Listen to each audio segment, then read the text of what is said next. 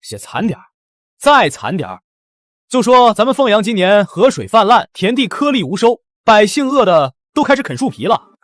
可是大人，咱们凤阳县在您的治理下，那是风调雨顺，路不拾遗，粮仓里的米都快堆发霉了，为什么要写得如此凄惨？你懂个屁！当今陛下是谁？那是朱重八，疑心病最重的主。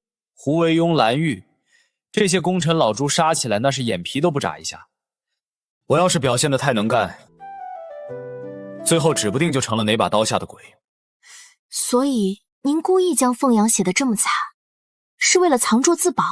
聪明。所以啊，这奏折就得这么写。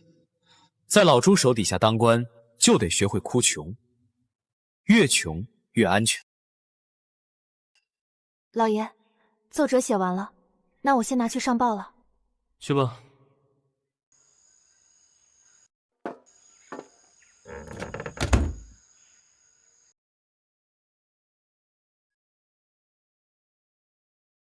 3年了，穿越到明朝已经整整3年了。靠着狗系统开局丢给我的这3本破书，我又是搞基建，又是练民兵，好不容易才把这个穷得叮当响的凤阳县打造成了如今的鱼米之乡。这破稀土，3年来除了给3本书一点动静都没有，就让我守着这个小县城，到底想干什么？算了，主标刚死，我现在表现得太显眼可不是好事。在朱棣靖难之前，我还是老老实实苟着，千万别作死，不然被老朱盯上可就惨了。彪儿早逝，文儿还这么小，可对付不了朝堂上那些老狐狸呀。王爷，这是郡主给您熬的汤，他交代让您注意龙体，切莫悲伤过度。你去告诉轩儿一声，等朕忙完公务就去看他。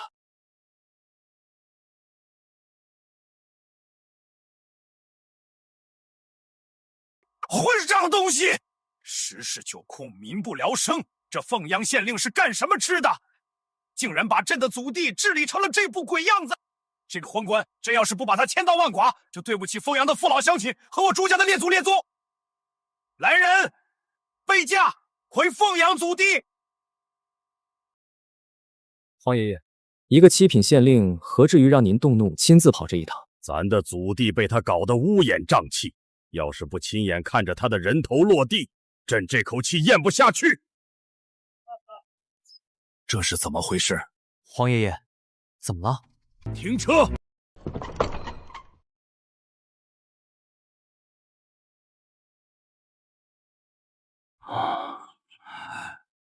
这是怎么回事？奏折上说凤阳穷苦贫瘠，民不聊生，为何这路修得如此笔直宽阔？皇爷爷，孙儿倒是觉得这事儿不难解释。哦，你说说看。这凤阳县令肯定知道皇爷爷您心系祖弟，说不定哪天就会派人来巡查，所以用贪污的钱修了这么一条华而不实的迎驾路。如此一来，只要钦差大臣一到凤阳地界，看到这条平坦大路，自然会觉得此地治理有方。你说的不无道理，若是真如文儿所说，此人罪加一等。皇爷爷，孙女儿倒觉得这路修得如此精细，似乎不像是只为做表面功夫。凌轩，你就是心善，把人都想得太好了，这贪官的心思深着呢。到了凤阳县内，再去一探究竟吧。老爷，前面有人拦路！什么人敢在官道上拦路？皇爷爷，您看，还没进城就设卡拦路，这凤阳县令简直是无法无天！你们是什么人？我们是凤阳县衙铁道司的，林大人有令在先，所有外地马车想要入城，就必须走专属的马车铁道。马车铁道？这是什么东西？这可是我们凤阳县独有的东西，而且你们的马车也要换上特制的车轮才行。什么铁道？我看你们是想从我们身上榨取过路费。放屁！为过往马车换特制车轮，乃是林大人的命令，我们还犯不着借这种事情来要钱。换特制车轮却不要钱，这林峰做的倒是不过，你每人需要缴纳100文进城费，否则无法进城。果然如此，还以为你口中的林大人是个好官，到头来还不是巧立名目的贪官。真是开眼了啊！还未进城就先给这县令交了不少钱。看来这林峰在凤阳贪了不少啊！少在这里放屁！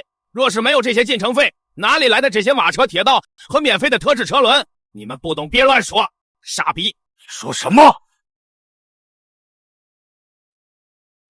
这位大人，这是我们几人的进城钱。你还算有点眼力劲儿，小的们干活！凌轩，你干嘛给钱？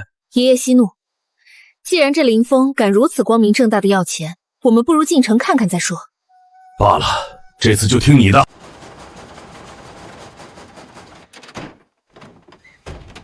居然如此轻易就能抬起一辆马车，这叫千斤顶，也是我们林大人的发明。别看它小，能顶起1000斤重物呢。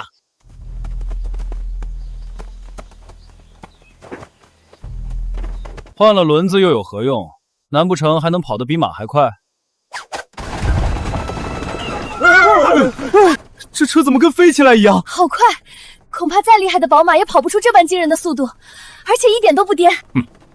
懂一些奇技淫巧就想借此敛财，当真是胆大妄为。进城之后，咱一定要斩了这林峰的狗头。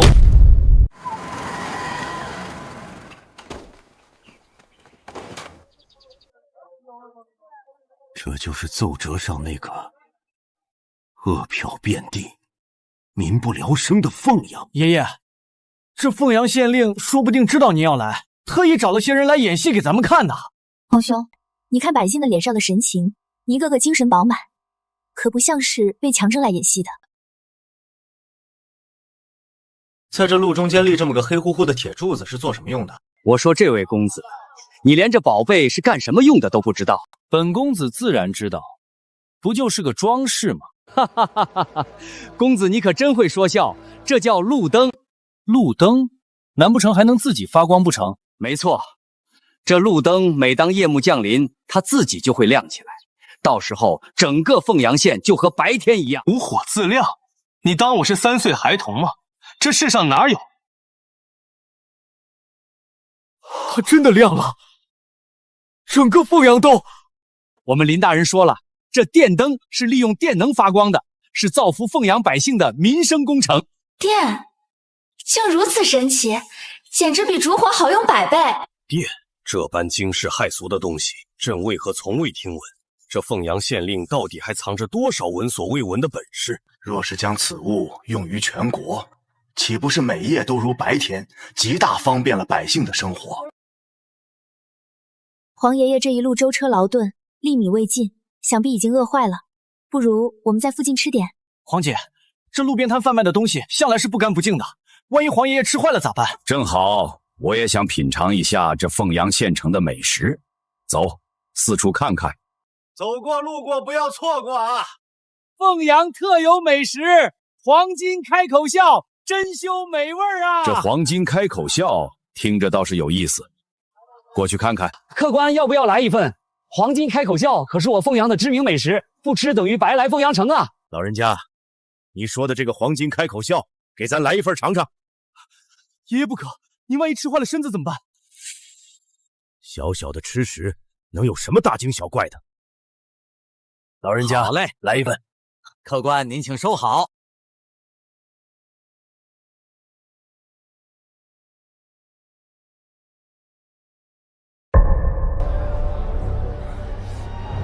大胆刁民，竟敢在食物中下毒！公子冤枉啊！我这小本买卖怎么敢害人啊！住手！爷爷，真是美味啊！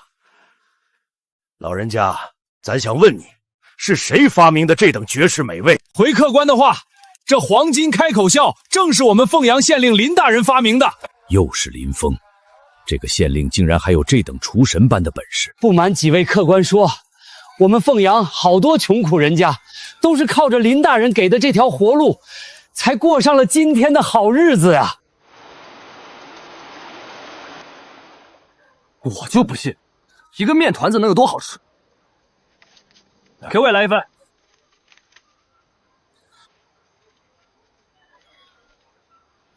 店家，也请给小女子来一份吧。外皮酥而不硬，内馅鲜而不腻，肉汁丰盈，真让人回味无穷啊！这油饼确实好吃。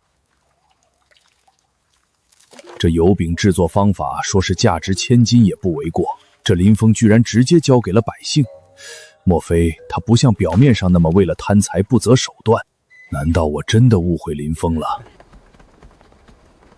老人家，这几人搬运箱子中装的是何物？看着怪沉的。客官说这个啊，这是毒房给林大人送过去的银子。听说这几箱子银子一共10万两。什么？10万两？还是赌房送给林峰的贿赂？这有啥可意外的？我们林大人不但公开受贿，还买官卖官呢。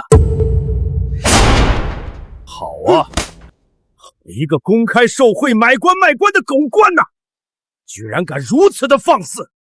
亏我还以为你是个好官，难怪我觉得街上这一切不对劲儿，合着都是林峰找人装出来的啊！客官别激动，你们这是误会我们林大人了。林大人这么做是为了我们好啊！好个屁！我看你们是被这狗官给蒙蔽了双眼，分不清好坏了。凌轩、允文，走，跟我去县衙会会这狗官。爷爷，您先别激动，此事有蹊跷。凌轩，你什么意思？难道是我冤枉了这林峰不成？倒也不是爷爷错怪他，只是我们刚来这凤阳城，对这里了解甚少，不如我们在这里多逛逛，再下定断也不迟。也罢，刚好我也想看看这凤阳县城的其他地方，我们就四处走走吧。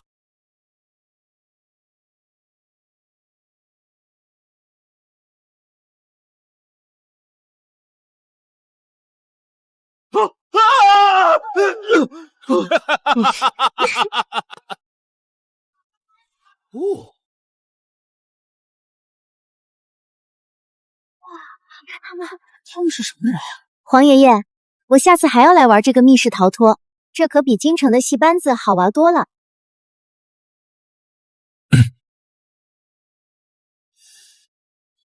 这林峰为凤阳做的事情居然如此之多，可是为何要买官卖官呢？爷爷，我看这凤阳县城的繁华，不过是这狗官人为制造出来的假象罢了。他若真是个好官，方才那摊贩为何会对他公开受贿，见怪不怪？允文说的对，一会儿到了凤阳县衙，我得好好的问问他才行。若是这林峰真的是贪官污吏，这凤阳百姓怎么会对他一致的夸赞呢？爷爷，凌轩觉得这件事倒没有那么简单。凌轩，我看你就是被这狗官营造的表象骗了。这些当官的心眼子比马蜂窝还多。皇兄，此话不能这么说。这林峰，女儿，我的女儿啊！爹，你回去吧，我已经决定好了。张老汉，你看到了吧？不是我们强抢你女儿，是你女儿不愿意跟你。官爷，求您高抬贵手，不要带走我的女儿啊！官爷，您带我走吧。说这事情搞，我反而有些里外不是人了。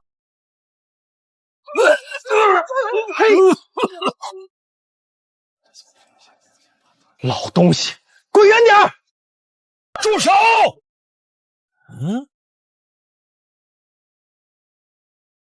光天化日之下，而身为朝廷公差，竟敢强抢民女！哼，这是我们县衙的规矩，赶紧滚一边去，别耽误我办公。好，好你个林峰，我没有看错，你果然是个纵容下属、鱼肉乡里的狗官。你睁大你的狗眼，看看我们是谁！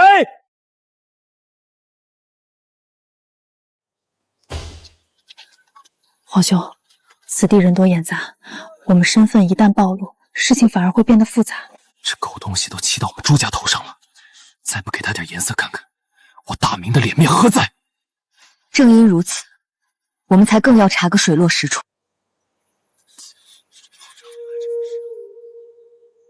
差爷，请问这位老人家究竟所犯何事，以至于要将其女儿当街带走？这老东西拿他女儿做底，找我们林大人借了50贯钱，如今他还不上钱，我们大人自然要带走他女儿。老东西，别嚎了，53刻准时到县衙公堂。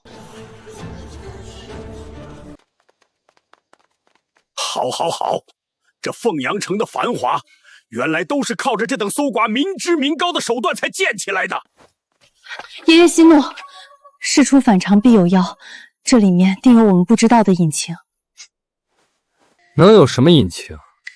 定是这狗官平日里收买人心，背地里却干着伤天害理的勾当。爷爷，5时3刻便会开堂公审，既然是公审，我们何不亲眼去看个究竟？凌轩说的对，咱倒要亲眼看看这个林峰到底在搞什么明明堂。要是他真的在祸害百姓，咱今天就要他在这凤阳县衙当场人头落地。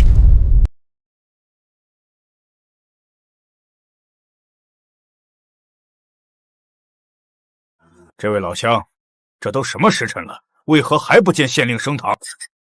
林大人这会儿估计还在补觉呢。升堂问案乃是县令之本职，关乎百姓疾苦，他竟敢因贪税而置之不理。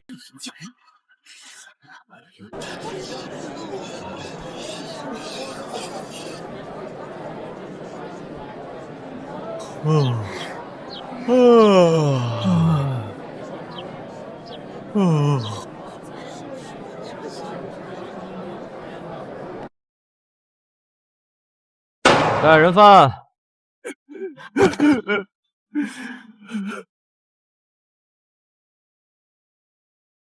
张老三，1个月前你从本官这里借走纹银50贯，按照约定，你现在该还我500贯。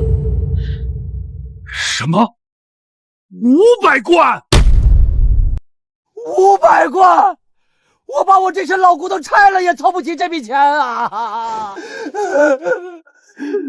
林大人，您再给小老儿一些时日吧，我一定把钱给您还上。张老三，当初你老婆病重缺钱，本官破例借你，高利贷都是和你当面说清的。现在你想当无赖，我看你是想死了。倒也情有可原，可这利息分明就是趁火打劫。大人，小老儿实在无力偿还啊，求大人再宽限一些时日吧。既然没钱，那就用你女儿来抵账。刚好本官也想尝尝这年方28小女子的滋味。来人啊，把这小女子给我抓起来，送到我房中去。待我断案完毕，本官要好好享受一下。官爷，求求您了，放过我女儿吧！爷爷，这狗官简直无法无天，我马上斩了他！皇兄别激动，事情肯定另有隐情。你看着这周围的百姓，对这林峰一点也不怨恨。凌轩，你就别为这狗官说情了。皇兄，我们看完整个断案再下定论也不迟。你们2个把这张老三给我拖出去打一顿，让他长长记性。大人，求求你了！凌轩，这下你看到了吧？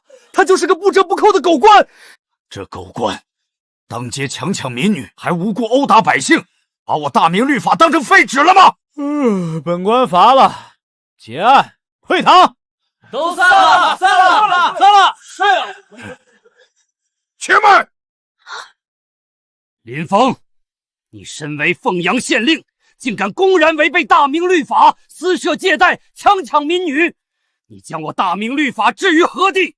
将朝廷威严置于何地？论罪，你该当斩！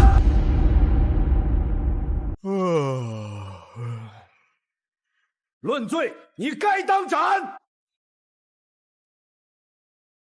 说完了吗？律法是死的，人是活的，这个道理你不懂吗？等你们那套流程走完，那姑娘一辈子都毁了。你在胡言乱语什么？大明律法乃国之基石，岂容你这等昏官在此肆意曲解？今天我话就放这儿，就算是当今皇上朱元璋亲自来了，他女儿我也照收不误。混账！你可知晓站在你面前的究竟是谁？我管你是谁！来人，把这几个家伙给我轰出去！是，大人。放肆！你们可知？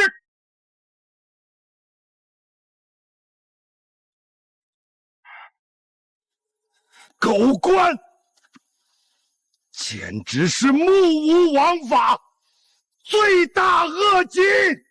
爷爷，你消消气。这位老丈，你们是不是误会我们县令大人了？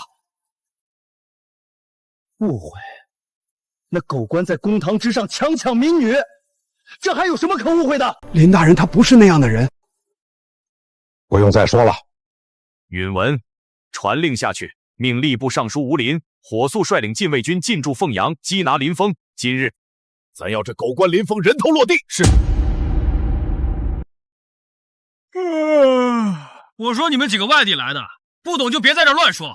你们到底知不知道那张老三干了什么？你们可知道，刚才堂上那个哭天抢地的老汉张老三，是我们凤阳城里出了名的烂赌鬼。不管他干了什么，都不能成为你们强抢民女的借口。没错，就算如此，你们县令设下高利贷，还不上钱就用人家女儿抵债，简直是丧尽天良。放屁！你们都被那张老三骗了。若不是我们林大人将那小芳好心收留，他就要被张老三卖进青楼还债了。还有这等事情？谁知道你是不是在替他开脱？你有证据证明吗？你不信我，可以去问问凤阳的乡亲们，我说的是不是真的？这位官爷说的句句属实，那张老三就是个烂赌鬼，要不是林大人心善，他闺女早就被他推进狼窝了。就算是这样，那县令也不应该违背大明律法。大明律法算个屁！大胆！你竟敢藐视国法！藐视又能怎样？林大人能让我吃饱穿暖，在我眼里，林大人才是最值得尊敬的人。这个林峰视律法如无物，可为何百姓却对他如此维护？难道他真的是一个好官？爷爷，您不必如此忧愁。这位百姓的话虽然粗鄙，但或许也道出了一些实情。哎，凌轩，你怎么也帮着那狗官说话？皇兄此言差矣。这位林大人行事虽不合常理，但其中必有缘由。爷爷，既然您想了解事情的原委，不如我们前去正式拜访一下这位县令，当面会会他。好，就依你所言，咱当面会会他。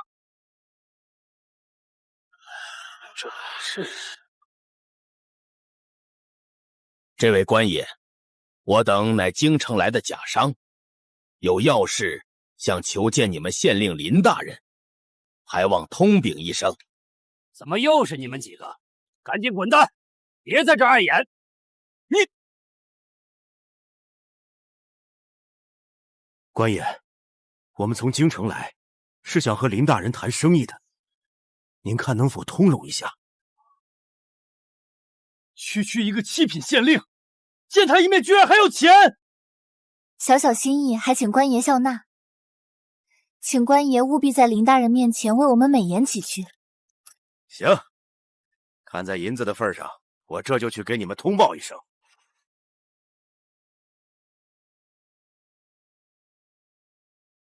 凌轩，你为何要给那狗仗人势的东西钱？皇兄息怒，当下要紧的是见到林峰，为此花点银钱不算什么。凌轩说的对，待会儿见了他，咱要亲口问问他，为何纵容手下如此行径。三位贵客，运气不错，我们林大人正好有空，进来吧。好你个林峰，咱倒要看看你这县衙里面究竟是龙潭还是虎穴。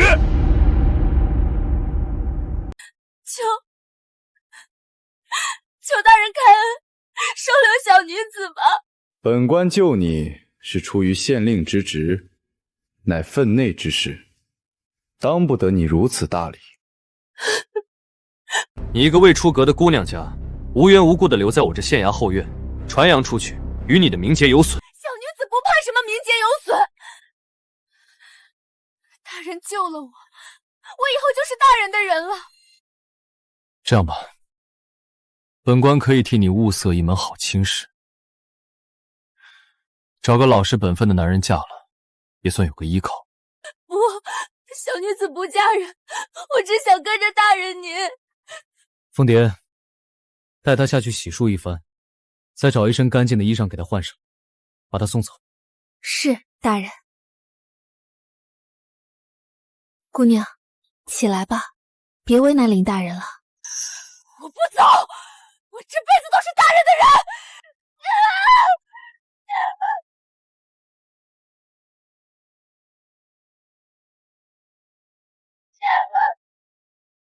好一个凤阳县令，没想到你竟是如此荒淫无道之徒！几位，此事是个误会。你这狗官，光天化日之下对一个良家少女动手动脚，你还敢说是误会？既然你说是误会，那我倒想问问你，你为何要向这位姑娘的父亲放高利贷，还要强抢民女？请问老先生，一个烂赌鬼为了筹集赌资，要将亲生女儿卖入青楼，此事官府该如何处置？此事与官府何干？被卖入青楼，也只能怪到他自己命不好。为官者不思为民解忧，反而高高在上袖手旁观，那与助纣为虐的帮凶有何区别？少在这里混淆是非！身为县令，你当众强抢民女，还藐视大明律法，私自放贷，按律当斩！老头儿，少拿大明律压我。大明律这种东西，也就糊弄一下朱元璋那种大傻子。放肆！你居然敢侮辱当今圣上！你居然敢打我！你惹我不高兴了，我打你不行吗？一名小小县令居然如此猖狂，你知不知道我是谁？我管你是谁，今天别说是你，就算是他朱元璋来了，我也照打不误。狗官，你居然敢对我大明皇帝不敬！我就是对朱元璋不敬了，你不服你打我啊！狂妄，睁大你的狗眼好好看看！林大人才没有强迫我，是我自愿的。姑娘，我知道你是迫于淫威，放心，我一定会替。你们脑子是不是有问题啊？我都说了，是我想留在大人身边服侍他。你，爷，我就说吧，林县令不是这样的人。凤蝶，你先带小芳下去休息。是。现在你们该相信了吧？即便如此，你肯定也没安什么好心。哼，蠢货！林大人，赌坊的王老板听说您这儿有贵客，特地送来一份贺礼。抬进来吧。纹银1000两，数目分毫不差啊！好你个林峰！前脚刚逼迫良家少女就范，后脚就公然收受赌坊的黑钱。我两头通吃怎么了？有问题吗？你身为朝廷命官，收受赌方贿赂，还敢说没问题？你把大明律法当成什么了？我替赌坊解决了天大的麻烦，让他们免于血光之灾。这钱是我应得的报酬。你应得的？我看就是官匪勾结，沆瀣一气。看来今天咱不戳破这层窗户纸是不行了。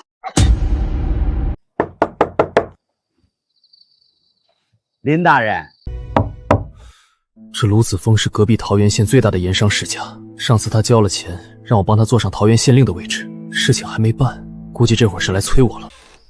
林大人，您这府上今儿怎么这么热闹啊？原来是卢兄啊！快，别在门口站着，先进来坐坐。这几位看着面生的很啊。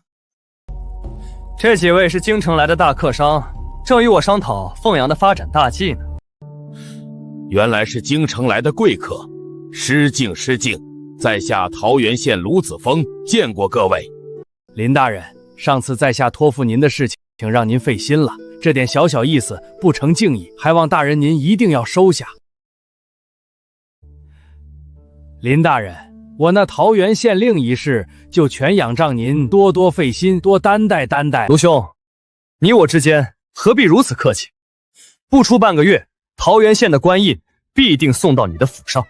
那在下就不打扰大人和贵客议事了，告辞，告辞。林峰，你竟然敢公然买官卖官！你眼里还有没有朝廷？有没有当今天子？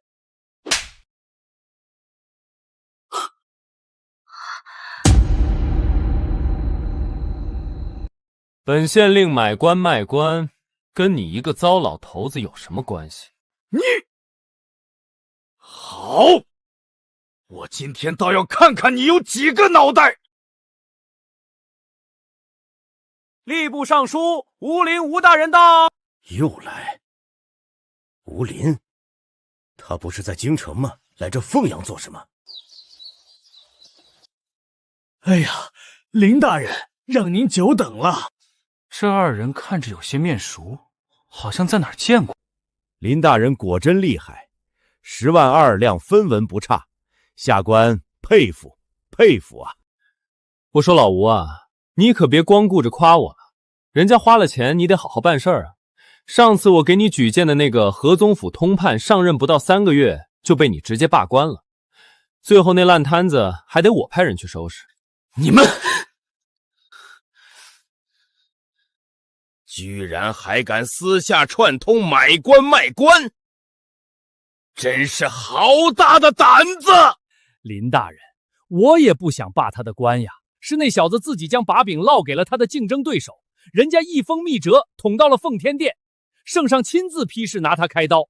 我要是不立刻罢了他，他现在坟头草都快2米高了。又是老朱这个傻逼！我看这大明朝的问题都出在老朱身上，自己出身低微，整天疑神疑鬼，今天杀这个，明天砍那个，搞得朝堂上下人人自危，官员们谁还敢放开手脚干事？一派胡言！当今圣上萧一干时励精图治，到了你们这些贪官污吏的狗嘴里，怎么反倒成了圣上的问题了？就是因为老朱严打3五，搞得太过火，才让官员们没办法放开手去干的。林大人所言极是，圣上出身草莽，对咱们这些读书人出身的官员一股子不信任。这俸禄定的京官糊口都够呛，更别说我们这些地方官，迎来送往哪样不花钱？没错，我们不从这些富商身上想想办法，光靠大明那点微薄的俸禄，能不饿死就不错了，还谈什么为民办事？放屁！如果没有当今圣上严打贪官污吏，靠着你们还能过上好日子？你才放屁！卢公子能力超群，饱读诗书，对商道经济的理解远超朝堂上那些腐猪。我让他去做桃源县令，不但能让桃源县内的百姓安居乐业，还能利用他的商业头脑和人脉盘活当地经济，税收翻个几砖都是轻而易举。反观那些所谓的清流，有哪一个不是想着的法子剥削百姓，增加苛捐杂税来为自己博取政绩？他们除了会写篇锦绣文章歌功颂德，还会做什么？你说这2种人到底谁才是真正的人才，谁才是祸国殃民的蠹虫？哎呀，林大人说的太对了，这朱元璋啊，他就是眼睛长屁股上了，根本分不清好赖人。吴林，你本事不小啊！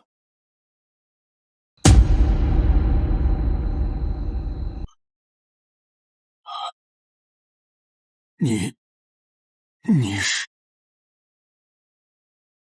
吾皇万岁万岁万万岁！皇上圣安。吴林，朕听说你手下有一名官员是通过买官做上来的。皇上明鉴，臣对此事毫不知情啊！臣执掌吏部，一向兢兢业业，恪尽职守，绝不敢行此等欺君罔上之事啊！朕问你是还是不是？抬起你的头看着朕，如实回答。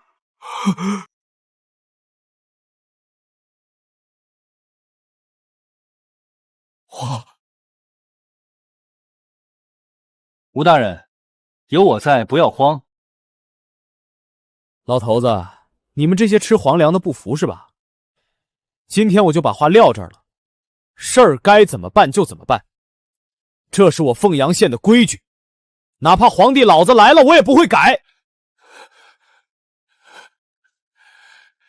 林大人，慎言，咱们今天不提圣上这事儿了，算我求您了，行不行？怕什么？就算是朱元璋本人亲自站在这里，这些话我也照说不误。你这个小王八蛋，嚣张跋扈，无法无天！老子今天就先宰了你！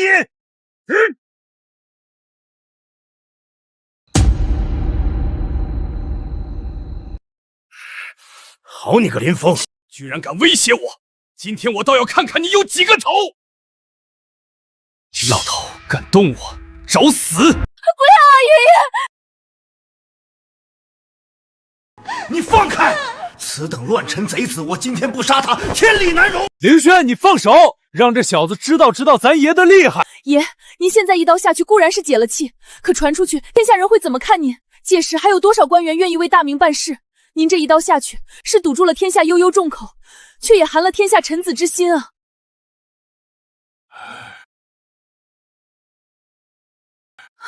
林大人恕罪，我们一家子吃的都是皇粮，家祖父一生最是记着皇上的恩情，所以听不得半句对圣上的不敬之言，这才一时冲动对您多有冒犯，还望林大人海涵。3日后，我们一定会备上厚礼，登门赔偿林大人。林大人，不好了，出大事了！大人，天一亮，他们就要处决方度兵了。动作还真快，看来今晚这县衙是注定不能太平了。赔偿可以，看在美女你的面子上，今天这事儿就这么算了。不过你们几个暂时还不能走。来人啊！把这3位贵客带到后院厢房，好生招待。没有我的命令，不许他们踏出后院半步。你敢软禁我们？林大人既然有此安排，想必有您的道理，那我们就听从便是。看到没，你们2个大老爷们加起来都比不过人家小姑娘。爷，孙女自有打算，这次您听我的。也罢，就听你这丫头的。林大人，我家中尚有急事，先行告退，您自求多福吧。区区一个皇商而已，至于害怕成这样吗？爷爷，您今天劳累了一天，喝杯凉茶降降火气吧。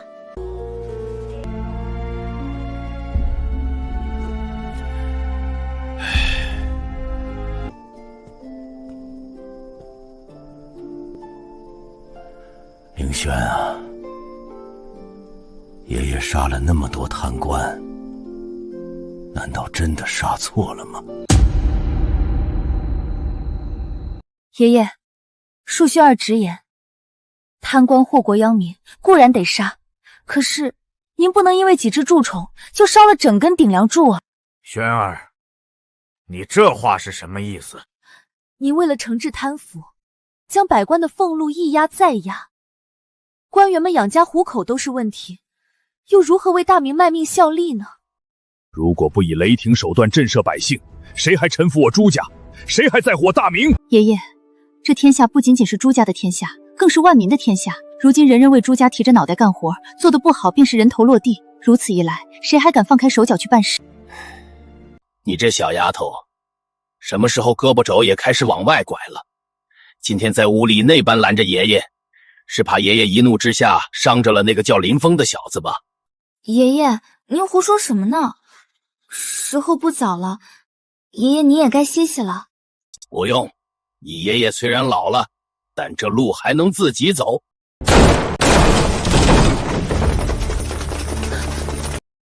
说，那狗日的林峰在哪儿？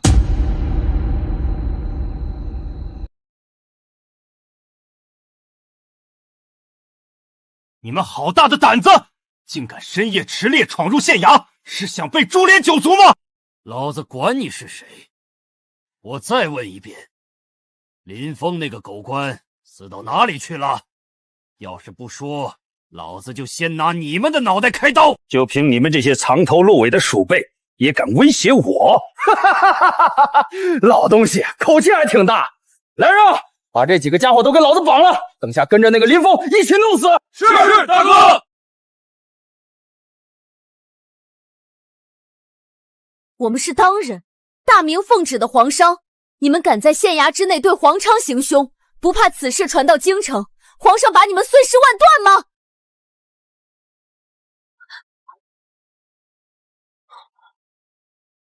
这里是凤阳，他朱元璋的手再长，也伸不到我们青蓬山来。有本事你让他亲自过来找老子问罪啊！哼！老大，我看他细皮嫩肉的，比县里青楼的头牌还正点。小的这就给您绑回去，给老大您做个压寨夫人。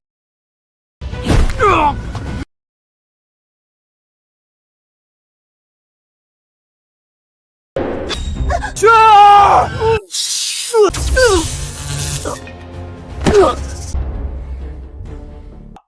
这是怎么回事？怎么，你们就这么想见我？林峰，怎么就你一个人？县衙里的衙役呢？对付这群废物，我一个人足够了。林峰，就凭你手上那根烂棍子，还想对付我这么多兄弟？哼！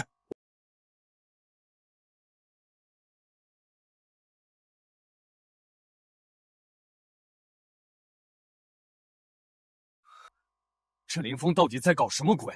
难道是想拉着我们一起陪葬不成？正好，省得我再费功夫锯你们那穷山寨里，把你们一个个揪出来了。干脆，今晚一锅端干净。往后站远点，省得过会儿血溅到你身上。林峰，他们人太多了，你赶紧想办法通报衙役。是啊，难道你还能以一敌百不成？赶紧救人！叫什么人？说我堂堂凤阳县令，在自己的地盘上还要喊人救命，以后还怎么混？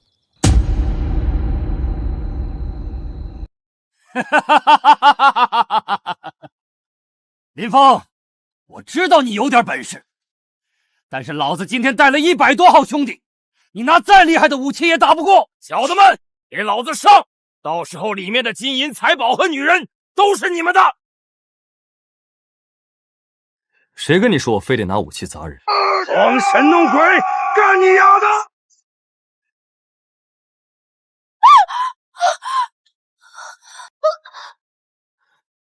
原来你这么胆小啊！少嘴皮，还不赶紧扶我起来！我去，一击毙命！那是火铳？不对，大明的火铳绝无此等威力。林峰到底是从哪儿搞来的这些东西？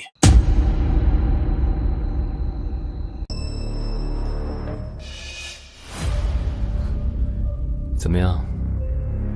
还想试试吗？难怪白天咱用刀架在他脖子上，他还能面不改色。原来他身上一直藏着这等神鬼莫测的火气。都愣着干什么？他那玩意儿肯定打一发要很久，趁现在给我剁了他！谁要是能干掉他，老子赏他1万两白银！妈的，豁出去了！老子就不信你的火鞭能一下把我们都杀了！完了，这么多人一起上，这下子真的完了。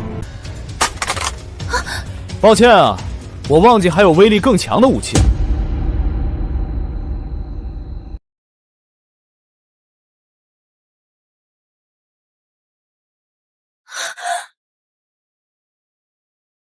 这是什么火器？声音这么大！几十个悍匪转瞬间竟被屠戮殆尽，此物若用于战场，何愁天下不定？这林峰到底是什么人？接下来该轮到你了。老子告诉你，院子外面还有我100名弟兄，你杀了我，我那些弟兄一样不会放过你的。你这么为你的弟兄们着想，为什么不亲自下去陪陪他们呢？林峰，你他妈别逼我，大不了跟你斗个鱼死网破。跟我鱼死网破，你有这个资格吗？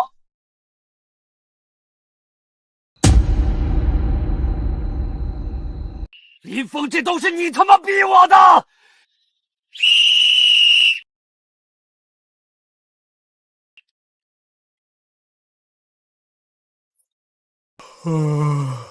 别吹了，你那些弟兄在院外打呼噜都听不见。你放屁！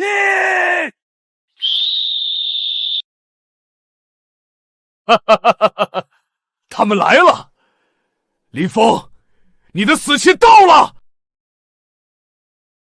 弟兄们，还等什么？把林峰这个狗官给我拿下，剁成肉酱！哼！你们疯了吗？你们抓我干什么？快去杀林峰啊！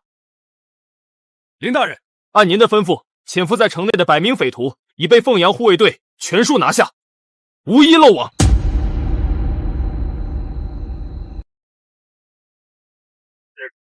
林大人，按我大明律制，额定兵力不过区30人。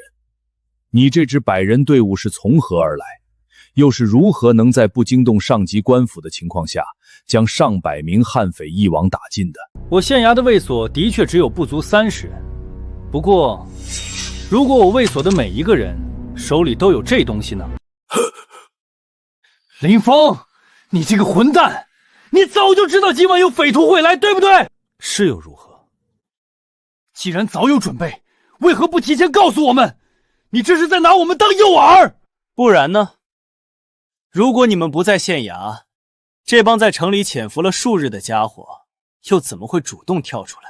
你知不知道我妹妹她差一点就让那帮畜生得手了？有我在，自然不会让美人受到半点伤害。张龙，把这些俘虏都押入县衙大牢，严加审讯。我要知道他们青凤山老巢的所有情况。等明天出征剿匪。什么？剿匪？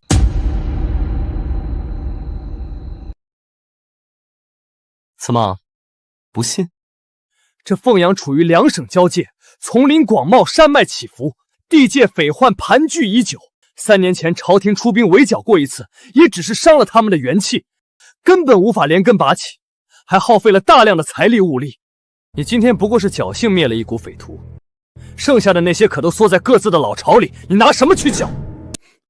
不错，情况摸得挺清楚。不过吧，我明天带5个人就可以将剩下的土匪全部剿灭。林大人，我知道你很厉害，但剿匪一事还需从长计议，不可莽撞。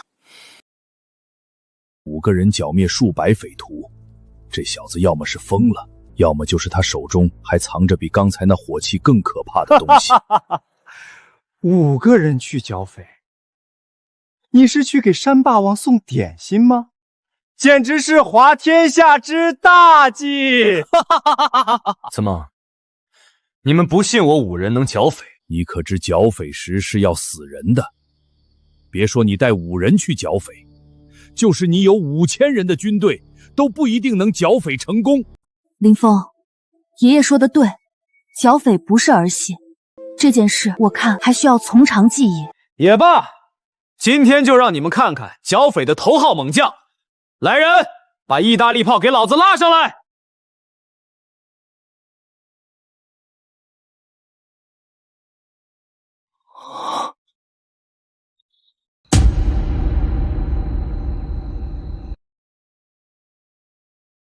这小子葫芦里到底卖的什么药？5人对数百悍匪，古往今来闻所未闻。爷爷不必担心，孙儿已经接到密报，吴林大人调集了南直隶卫所的5000精兵，已经于1个时辰前在30里外的破风口集结完毕。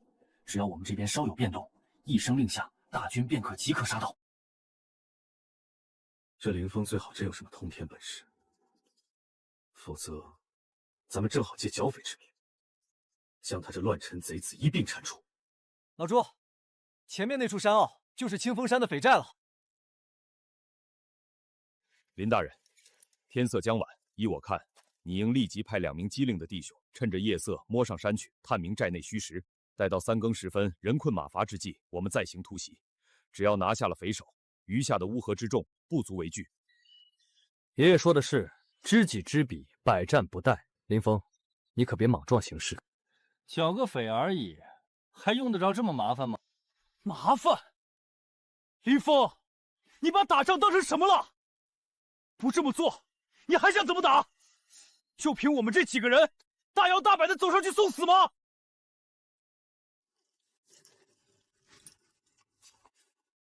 这是何物？法器还是某种新式的火器？清凤山里的人听着，我乃凤阳县令林峰，你们所有人现在已经被我包围了，立即放下武器，开寨投降，否则一律处死！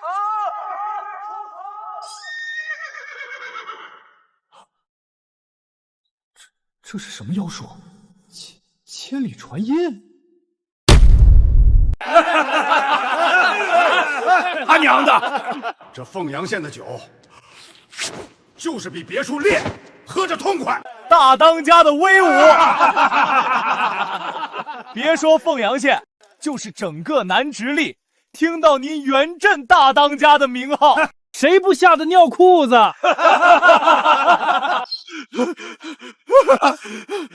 大当家的，不好了，不好了！慌什么慌？天塌下来了不成？给老子说清楚，什么事儿？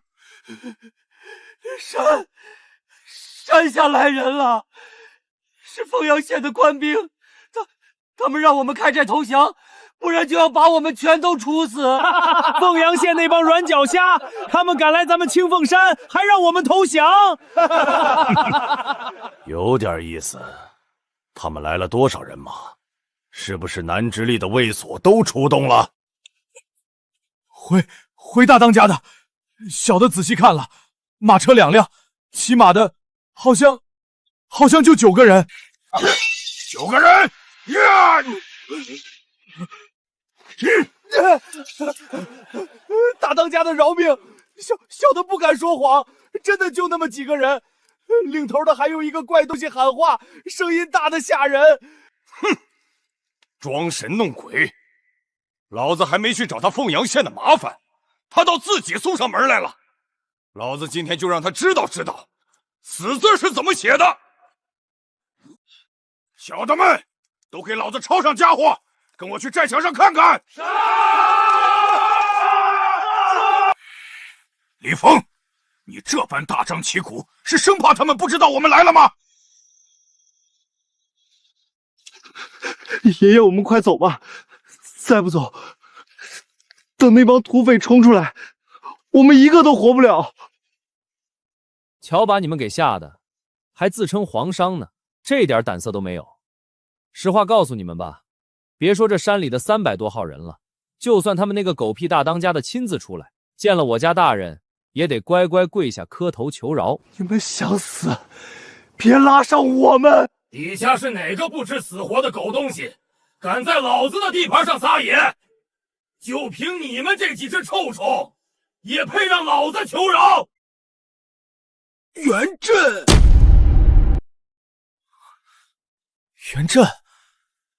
爷爷，难道他就是前元第一悍将，有万人屠之称的元镇？没错，正是他。华成辉我也认得，当年我亲率大军，折损数万将士，都没能留下此寮。没想到他竟然没死，还躲在这凤阳地界，当起了占山为王的土匪。林大人，元镇此人来头太大，万万不可力敌。他手下那些匪徒，恐怕也都是百战余生的精锐。我们这点人手，无异于以卵击石。君子不立危墙之下，我们还是暂避锋芒，从长计议吧。我逼他锋芒？当然了，元镇实力深不可测，我们不能白白送死啊！公主殿下，再厉害的人，筋骨再硬，能比得上我手中的火器吗？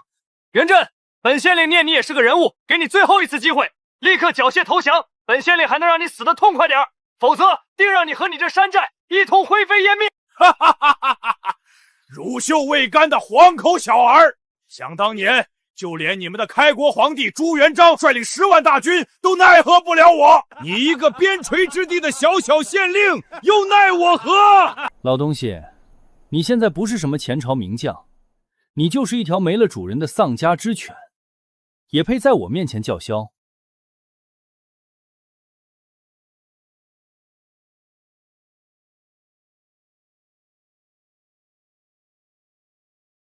什么狗屁龙起，垃圾！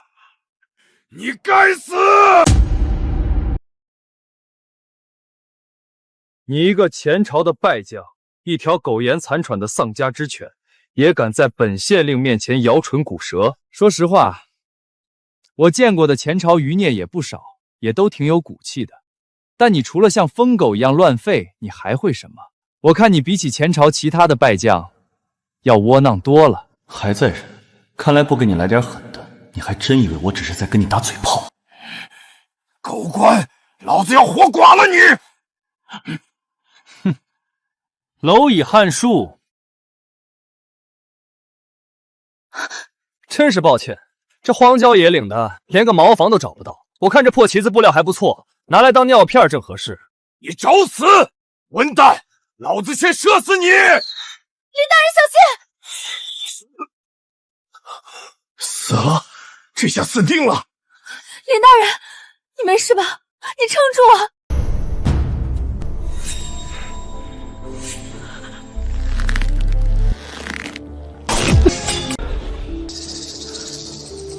美女，你也太关心我了吧？不过，好歹让我提上裤子，你再过来啊！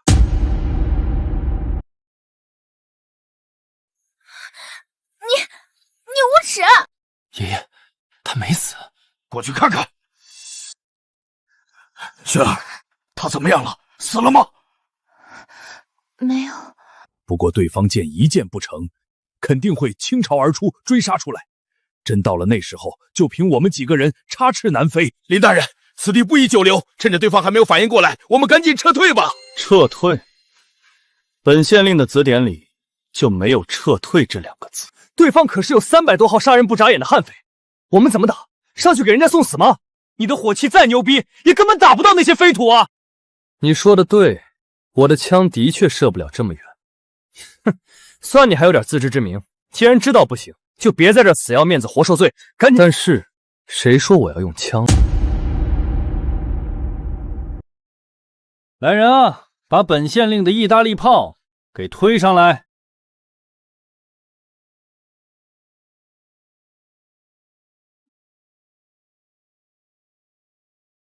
林大人，大炮已就位，随时可以开火。林峰，就凭这个破玩意儿也想吓唬老子？你当老子是3岁娃娃吗？大当家的，这凤阳县令是黔驴技穷，想用这破铜烂铁来炸我们。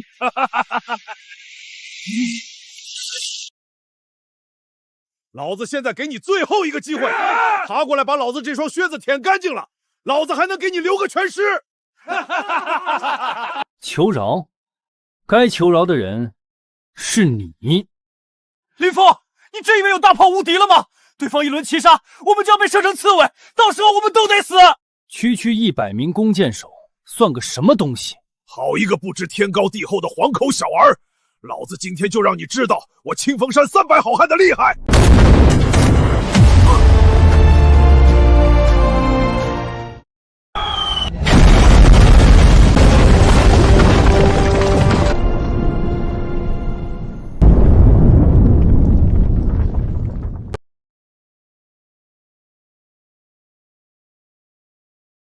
这是什么妖法？威力居然如此之大！这个林峰究竟还藏着多少咱不知道的秘密？这林峰有如此强大的火气，竟敢不上报朝廷，他眼里还有没有王法？还有没有我朱家天下？搞定，收工，你们也快点回去吧。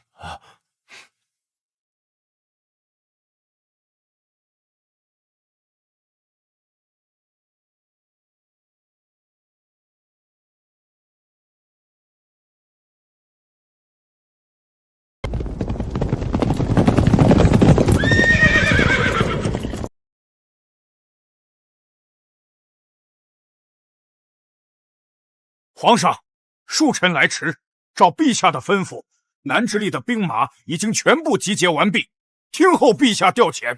万岁！万岁！万岁！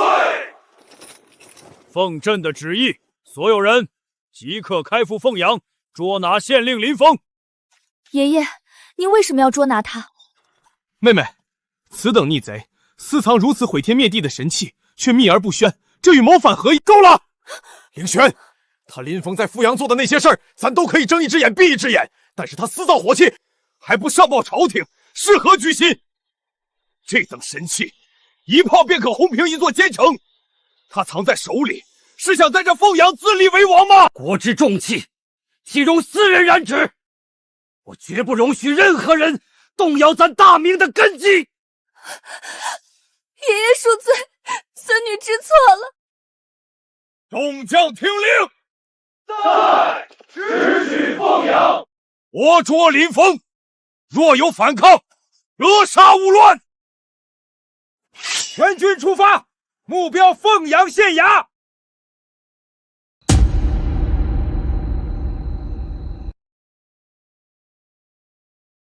林峰，你犯了滔天大罪，还不赶紧乖乖的束手就擒！老张，看这排场，想来你们根本不是什么从应天府来的皇商，而是应天府的皇亲贵胄吧？哼，林峰，事到如今，你既然认出了咱的身份，见到大明皇帝，为何还不下跪？果然，这老头就是老朱，这狗东西，居然微服私访，跑到我这凤阳来钓鱼执法了。老哥，哦不，陛下，您这微服私访可是把臣瞒得好苦啊。不过，臣斗胆问一句，臣究竟是犯了什么十恶不赦的大罪，竟劳烦陛下如此兴师动众，调动大军来拿我？死到临头了，你竟然还在狡辩！林峰，你身为一县之尊，却贪赃枉法，公然与商贩勾结，买官卖官，你更是仗势欺人，强抢民女入府。最不可饶恕的是，你竟敢私藏威力巨大的火器，意图谋反，你可认罪？允言退下。林峰，暂且问你，这几项欺君妄上、祸国殃民的罪名，你到底知不知罪？陛下明鉴，臣收那卢子峰的钱是为了拿来建设凤阳，强抢民女。臣是救人于水火，何来强抢一说？这两条罪名，恕臣不能认。那咱问你，这火器你作何解释？你私自打造这等利器，不上报兵部，不是想造反是什么？陛下，这东西之所以没上报，是因为它目前还极不稳定，经常炸膛伤人。臣本想着等彻底测试稳定、改良完善以后再上报给朝廷，给陛下一个惊喜。你胡说八道！刚才在清凤山，你那火器杀人如麻，哪里有半点不稳定的样子？不稳定？那咱再问你，那个能一炮轰饼平座山寨的意大利炮又是什么东西？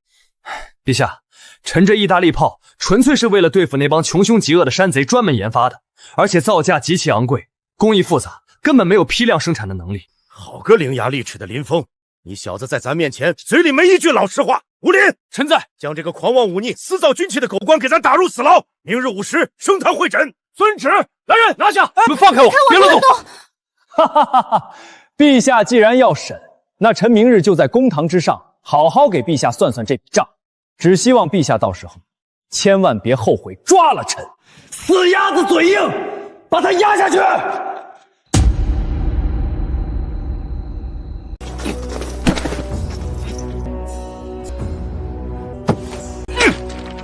林峰，你身为大明凤阳县令，你强抢民女，与当地商贩勾结一气，买官卖官，中饱私囊，简直是祸害百姓。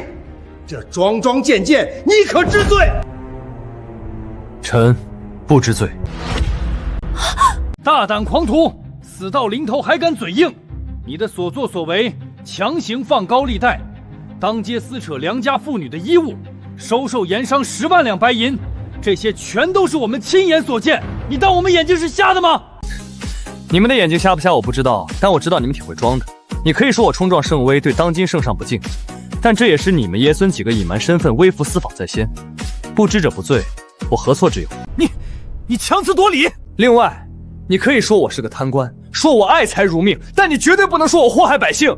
我林峰在凤阳这3年，凤阳百姓家家户户吃得饱穿得暖，路不拾遗夜不闭户，我祸害谁了？林峰，你既然敢说你没有祸害百姓，那你大肆收受商贩银两，买卖官爵，到底是何目的？还有，你私造那威力巨大的火器，拒不上报朝廷，又是什么目的？我收商贩银两，帮他们办事，也是按照大明内部的规矩办事。放肆！咱大明选拔官员，历来是靠着科举考试，优中选优，何时需要靠银两来办事了？我收那些商人的银两，不全是为了应付你们京城里上面的这些高官吗？像我们这种底层出身的人，就算有天大的真才实学，如果不去讨好你们上面那些千丝万缕的关系，不给他们送银子打点，哪有可能当得上官？我若不贪，我这凤阳县令的位子早就被人顶了。我拿他们的钱用来建设凤阳，我问心无愧。哼，好一个问心无愧！官场之事暂且不提，那你私造火器拒不上报，又是为何？你眼里还有没有朝廷？还不明白吗？若是我将那火器的制造方法告诉了你们朝廷，你们那些工部的大人们只会高高在上的对我指手画脚，他们会变本加厉的要求我改良改造，提供更多的图纸和材料。最后呢，研制失败的风险和所有的开销利润，全都要我凤阳县自己来承担。这种吃力不讨好的事，我凭什么要做？一派胡言，竟然敢跟朝廷讨价还价，你这就是想谋反！我眼里只有凤阳的百姓。好一个眼里只有百姓的狂徒！既然你觉得朝廷亏欠了你，既然你如此目无君父，那咱今天就成全你的忠义。来人啊，将林峰这个逆贼给咱押下去，打入死牢。明日午时，午门问斩。臣遵旨。爷爷，不可啊！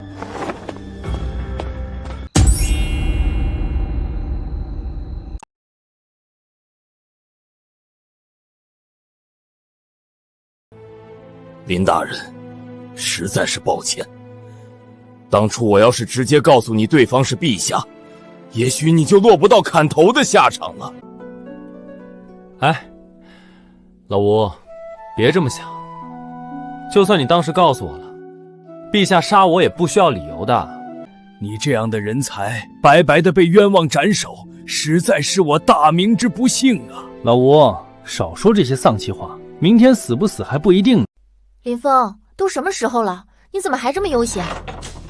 郡主，吴大人辛苦了，我有些话想和林大人说一说，退下吧。是。郡主居然还能来看我，实在是受宠若惊。不过是在这牢里过个夜而已，环境是差了点，但图个清静。清静，我听得清清楚楚。爷爷说明日午时就要在午门将你问斩了。不管怎么样，我一定会去求爷爷，让他收回成命的。你不能就这么死了。唉，能在大明最尊贵的郡主心里占个位置，我林峰就算是现在死了，也值了。你胡说什么？我是说正事。放心吧，我说了，能跟当今大明郡主共处一室，我已经很满足了。再说了，你爷爷他杀不了我。为什么？那可是圣旨。天机不可泄露，等到明天你就知道了。午时已到，林峰，事到如今，你还有什么遗言可说？我没什么可说的，人生自古谁无死，早死晚死都得死，要砍便砍，别耽误了时辰。爷爷，跟这种家伙废什么话？直接将他斩了算了，以正国法。奇怪，这小子怎么一点都不怕？皇上，草民有话要说。准奏，只要你肯认罪，咱或许可以。老朱，别的话我也不多说了。我看上你家孙女了，你要是答应把你孙女许配给我，跟着我林峰过日子，我立刻就把那意大利炮和 AK-46的制造全套方案双手奉上。林峰，你这个逆贼，死到临头还敢调戏皇室，找死！你要是不愿意，那我也没什么好说的了，动手吧，别磨蹭了。好，那我今日就成全你。来人啊，给我砍了他！斩！刀下留人！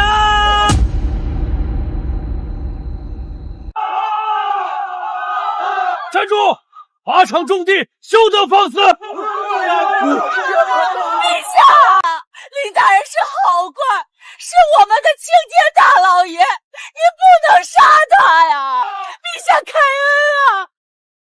是啊，陛下，我们凤阳能有今天，全都是林大人的功劳，求陛下明察呀！他林峰强抢民女，勾结商贩，买官卖官，桩桩件件都是死罪。这样的狗官，你们竟然还为他求情？陛下，您冤枉林大人了。林大人来我们凤阳这3年，我们才真正过上了人的日子啊！皇上，要不您还是先让他们都散了吧，这闹哄哄的，多耽误您行刑啊！林峰，你以为花钱请了这么多托，在这里上演一出万民请命的好戏，皇爷爷就会信你？皇太孙殿下说笑了，这可是欺君之罪，满门抄斩的大罪，谁敢为了点银子来送死？莫非在殿下眼里，我凤阳的百姓都跟我一样头铁，不怕死？你休要巧言厉色！诸位乡亲，都给咱站起来！你们若是有什么冤屈，都给咱一五一十的讲出来。今天咱给你们做主。陛下，我们没有冤屈，林大人是天底下最好的官，求陛下明察秋毫，千万不能听信小人的谗言，错杀了为国为民的好官啊！皇爷爷，请您息怒。皇爷爷，您常教导孙儿，水能载舟，亦能覆舟。如今民心所向，必有其缘由，请皇爷爷三思，给林峰一个自辩的机会吧。好，林峰，我今天就给你一个解释的机会。咱就先问你第一条，你为何要勾结朝廷官员，私下买官卖官？又为何与那赌坊同流合污，从中牟利？哼，老朱，朝廷每年拨给凤阳的官银只有500两，可这500两连找个人给你家祖坟拔草都不够。你在这金銮殿里坐着，大手一挥要国泰民安，可你知道要把凤阳建成现在这副路不拾遗、夜不闭房的模样，需要征调多少工人，需要耗费多少钱粮？你这纯粹是强词夺理，缺钱就能罔顾国法，买官卖官。老朱，你脑筋怎么就转不过弯呢？我不搞钱，这满城百姓何西北风啊！别杀我！林大人救命！放开他！这是我县衙的主簿。老苏，把咱凤阳县的底子给皇上报一报，告诉他，咱县衙现在雇了多少工人干活。回皇上，凤阳县内外各处营建，外加修路、开矿、建厂，统共录用做工百姓37400余人。胡说八道！区区一个凤阳县，常住人口不过数万，哪来3万多工人？草民不敢，这3万多人大多不是凤阳本地人。那是何人？是洪武23年河南水灾逃荒过来的流民，林大人全给收编了，让他们在凤阳做工换饭吃。3万多张嘴，每天光吃粮食就是一座山。我不去坑那些有钱的盐商，不去扒那些赌坊老板的皮，我拿什么养活这3万多流民？拿你那500两官银，还是拿大明律例给他们画饼充饥？把你怀里那几本账册给他看看。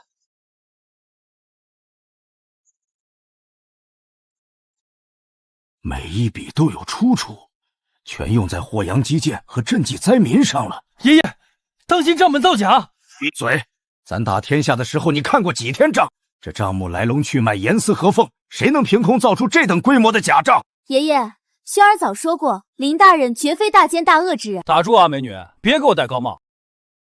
等等，这账面上有一笔巨大开销，你给咱解释解释。洪武24年，拨白银8万两建武严司，这武严司是个什么衙门？武严司听名字就是研造兵器的地方。林峰，你私造兵器，意图谋反！林峰，你倒是给我解释解释。武严司是改造火器的地方。改造火器？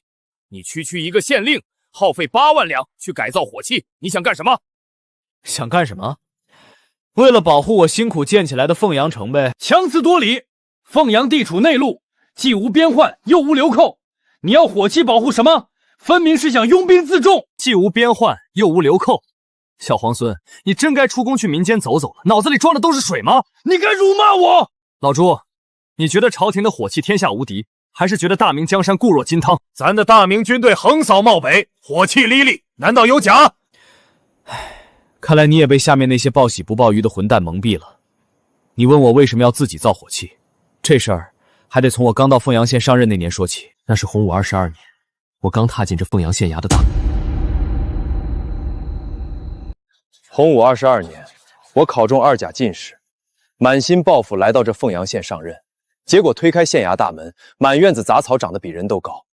堂堂大明祖地，连个像样的名媛骨都敲不响，骨皮早被老鼠啃烂了。我上任第1天，因为发不出俸禄，衙役就跑了一大半。满口胡言！朝廷自有定例，岂会短了地方俸禄？定例？你去问问户部，哪年没结辽地方粮款？不过这还是小事。洪武23年，河南发大水，黄河决堤，朝廷的赈灾粮迟迟不到，流民饿得一子而驰，几十万人像蝗虫一样往南跑。这些灾民逃难到凤阳，凤阳城外一夜之间冒出10几个山头，全是笑聚山林的土匪盗贼。他们抢劫商客，下山打秋风。最猖狂的时候，几千人围着凤阳城门叫骂。竟有这等事？那林大人是如何守住县城的？守不住的。我曾带着衙役天县里临时招募的青壮出城剿匪，却被打得跟孙子一样。废物！堂堂朝廷命官，连击鼓流寇都对付不了。小皇孙，那帮土匪手里拿的是精铁环手刀，全套的皮甲。再看看我手底下的人，拿的是生锈的杀猪刀，削尖的竹竿，这仗怎么打？胡说！大明军器管控极严，这等精良军械，土匪从何得来？这你得去问问兵部和工部那些大老爷们了。黑市上只要银子给够，大将军炮他们都敢按斤卖。就算如此，凤阳本地驻有卫所，你为何不去卫所调兵平叛？去卫所调兵？别逗我笑了！你笑什么？难道卫所敢见死不救？我给千户大人磕了头，我连夜骑马赶到凤阳卫，跪在千户大人的营帐前求他发兵。结果他说，卫所兵马只受兵部和都督府节制，地方官无权调动。市级从权，这是死规矩。没用的，千户大人后来给我交了底。发兵可以，拔营起寨需要开驳费，1个人头10两银子，1000人就是1万两。我一个穷的连裤裆都破洞的县姓，上哪儿给他弄1万两白银？老朱，我不造火器，难道等死吗？强词夺理，就算你研制火器是为了自保，那你造出来之后藏匿不报，私自囤积，这不是想造反是什么？这些火器我制造使用的时都要万分小心，一旦疏忽，就是命丧当场。若是他人没我指导，伤亡率高达90%，你让我怎么上交？火器研发，安全确是首位，你这番考量倒算周全。火器的事儿，咱暂且算你过关。但咱进城时看到城东乌烟瘴气，大片土地不种粮食，全盖成了厂房。这里写的凤阳第1钢铁厂、大明皇家肥皂厂、盛世纺织厂，有这闲钱，为何不给百姓多买几亩良田？3万多辽民，再多的良田也没用。那也该设法赈济。你弄这些厂子，岂不是不务正业？老朱啊，开仓放粮，等到了灾民碗里，那就只剩下清水了。难道你建几个厂子就能救活3万人？对，这就是我要教你的4个字：以工代赈。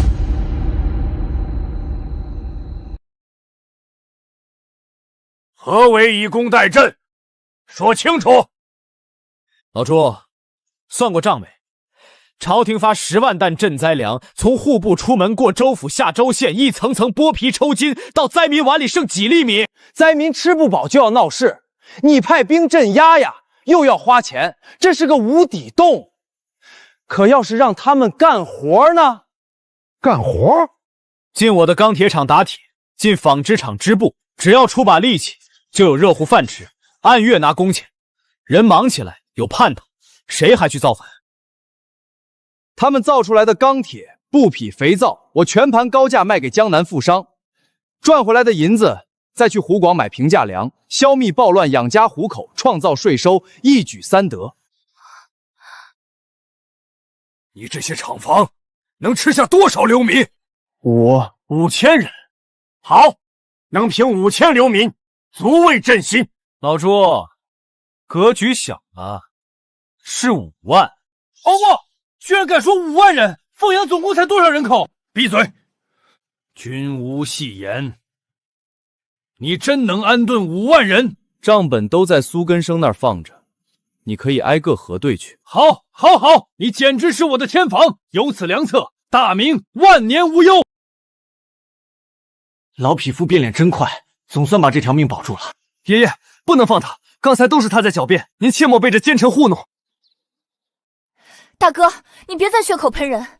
凌轩，你中了什么邪，还在为他说话？我中邪？没林大人造火炮，咱几个昨晚就死在土匪刀下了。没他建场子，凤阳城外早就饿殍满地。他这是救民水火。看见没？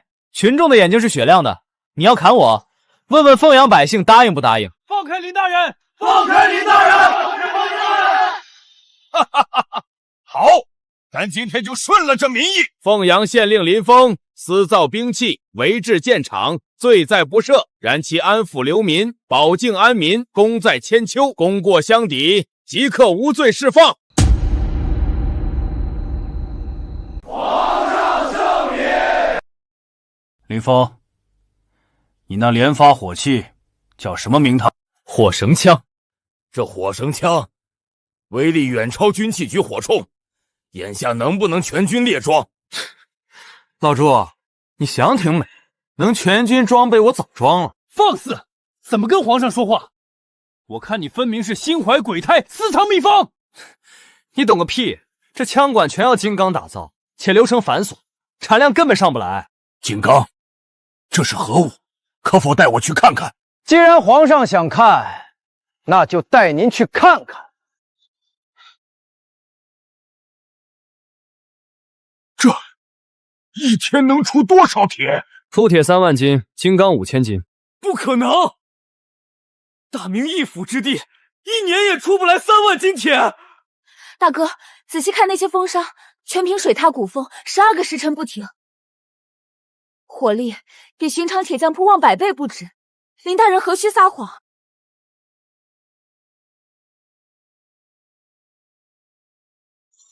好钢！若用这等金刚打造大明制式刀剑，对上瓦剌重骑，岂不全当切瓜砍菜？这钢打刀剑韧性根本不够，对砍几下必折。真要打百兰钢刀，得砸10倍成倍银子，耗费巨大人力。可惜了，不能全军列装，给咱单独打一副铠甲，一把利刃总成吧？行，给钱就行。回头打好派人送京城去。哈哈哈哈！好小子，真是一点亏不肯吃。看也看完了，回去吧。林峰，凤阳池子太小，容不下你这头真龙。老朱，少来这套，有话直说。跟咱回京城，只要你把以工代赈、建厂生钱法子推行天下，大明朝堂你横着走。爷爷，他一个7品县令，连跳5级1步登天，朝野文武，朝野翁如何服众？我给的官，谁敢不服？不服，让他来找我。林大人，京城广阔，定能大展回途。这是千载难逢机缘。去京城可以，不过眼下不行。为何？难道咱这二品大员还委屈了你。凤阳这烂摊子还没彻底收尾，等我把凤阳的事处理干净，场子步入正轨，再去京城找你也不迟。哈哈哈哈哈哈！好，是个懂担当好官，做事有始有终。我在京城等你。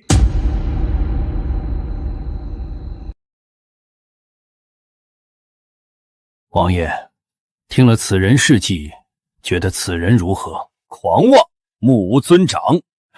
此子行事看似荒诞，实则步步踩在点子上。那以工代怨之策，实乃治国大策，能解流民之患，还能生出金山银海。只可惜没能当日听他讲解。他那连发火器才真叫人眼馋。若我北平燕王位能全军配备，对阵瓦剌铁器，何须再用人命去填？此等惊天伟地之才，若能收归麾下，大事可期。听说他连父皇的面子都不卖，一个工部尚书都能推辞，能甘心跟本王去苦寒之地吃沙子？人皆有欲，只要找到破绽，没有拔不动的钉子。而且前日北平来信，郡主在游玩的时候感染了风寒，现在卧病不起。关键时刻，我们可以用郡主来劝他。你这方法倒是可以，但是不到关键时刻不许用。贫僧明白，我们现在不如进去看看，和此人聊聊也罢，会会这只地头蛇。瞧什么瞧？今天县衙不见客，林大人要休养。这位差爷通融。在下狄竹，这是我朋友陶须子，我们是从北直隶来的客商，有笔大买卖想找林大人当面谈。北直隶来的大客商，行，冲这锭银子，我去给二位通报一声。不过林大人刚睡下，见不见你们，我可不打包票。大人，大人，外面来2个北直隶客商，说有笔大买卖要亲自跟您谈。滚滚滚！什么大买卖？本官现在富可敌国，让他哪儿凉快哪儿待着去。那我回绝他们。对了，那领头的人说他叫什么狄竹，旁边还有个叫陶须子的。真是怪名。北直隶狄竹陶须子。站住！你给我滚回来！大人，您不是说不差钱不见吗？你懂个屁！快去把大门敞开，把人客客气气请到会客厅。是。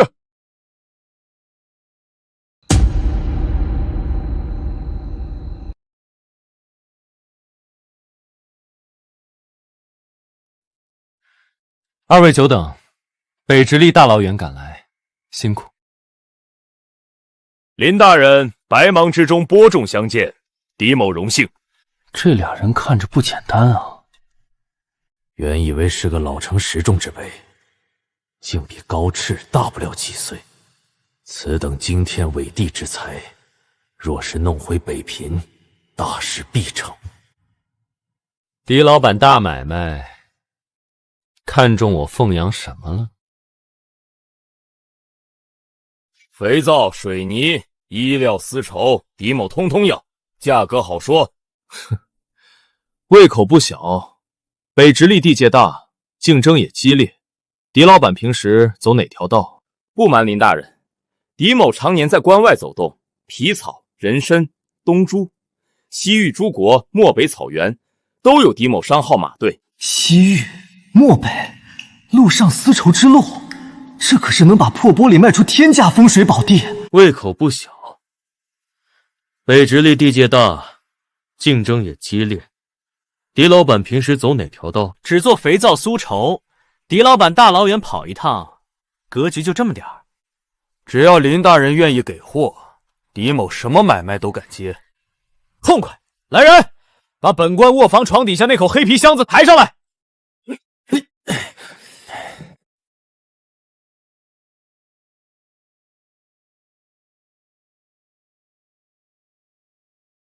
全都是琉璃。白送。林大人，狄某跑江湖多年，天下没有白吃午餐，条件是什么？条件简单，就看狄老板胃口多大，能吃下我多少货。狄某商队虽然宽裕，但也得掂量掂量。林大人手里能有几件？5件、10件。狄某砸锅卖铁，10件全要。狄老板也是个干大事人，怎么一开口满嘴穷酸气？林大人什么意思？想要拿下我凤阳琉璃在北直隶代理权，最少50件起售，少1件免谈。50件？林大人，你莫不是拿狄某寻开心？50件极品琉璃，整个大明都找不出。在我凤阳，只要本官点头，你想要100件、200件，随时提货，就看你有没有这个身价。一口价50万钱，均价1万1件。你要是拿货量大，本官还能给你让利。100件？你说什么？狄某要100件，100万钱。好，狄老板果然有魄力，痛快。凤蝶，给狄老板倒茶。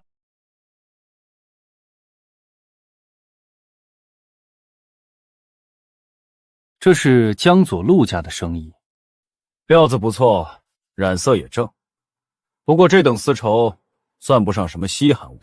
确实，此物虽好，却无奇货可居之势。那如果我这丝绸价格比市面上最便宜苏杭货还要低1半呢？林大人说什么？低1半？没错，不仅价格便宜1半，而且你要多少，我纺织厂就能产多少。琉璃丝绸，来时路上见的水泥地路面，全出自此人之手。这等通天大才，若能弄回北平，辅佐本王，大事何止添3分胜算，必须把他砸下。老朱真是个福星，他前脚让我清空库房，后脚就送来这头北地大肥羊，库存清空不说，还能大赚一笔。狄老板，买卖谈妥，天色不早，本官做东。后院备了些宝酒，赏脸吃顿便饭。这小子心气极高，力又走不通，只能结交，用情拿下。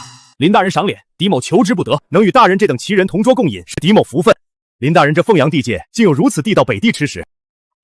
狄老板常年在塞外奔波，吃不惯南方精细物，本官特意交代后厨烤制，尝尝。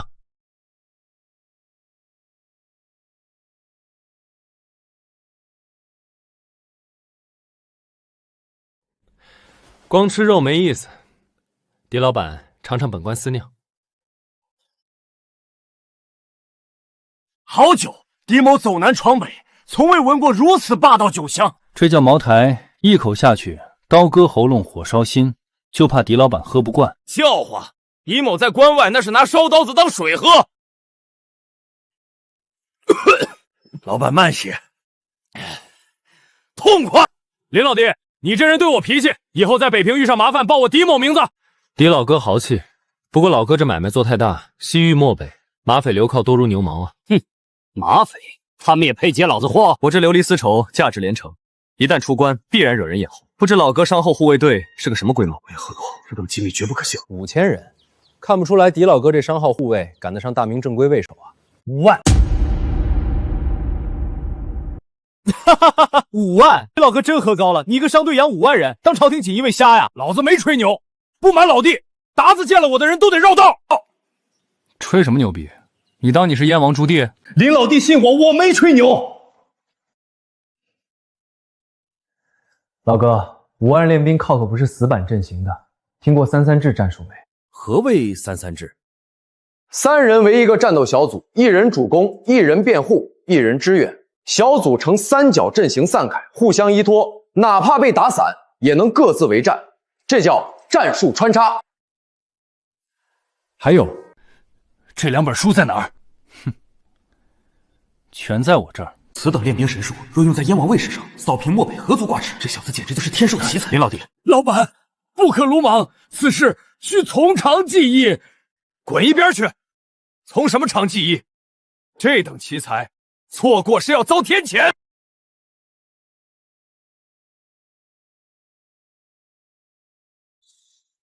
关二爷在上，皇天后土为证。今日我与林芳结为异姓兄弟，有福同享，有难同当。这北地蛮子手劲真离谱，罢了，结交个大商也是条财路。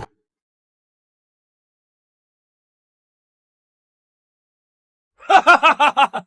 好兄弟，以后在北平，四哥罩你，谁敢动你一根汗毛，四哥活劈了他！四哥，你是朱棣？有些话烂在肚子里是福，说出来可是要掉脑袋的。四哥，别演了。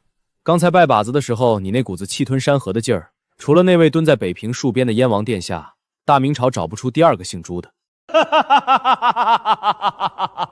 再说了，什么商贾能一眼看出三三制？既然把话挑明了，本王也不藏着掖着。林峰，这破县令有什么好当的？跟本王去北平，本王许你一个万户侯。不去。说什么？北平风沙大，还没我这凤阳舒坦。况且前2天老爷子才刚从我这儿走，他老人家前脚走，我后脚跟着你跑了。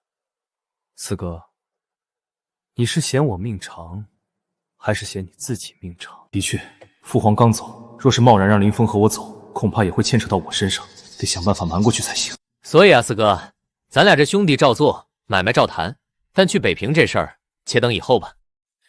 行，本王等得起。陶须子，走。